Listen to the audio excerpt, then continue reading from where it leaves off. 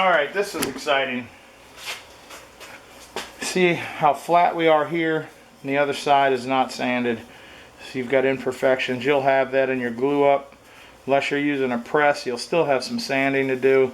But you can see I am flat all the way around, no gap. And then I come over here and there's gaps and spaces, and all I need to do is be patient and hold it on here. Oops. That's not how you do it on YouTube.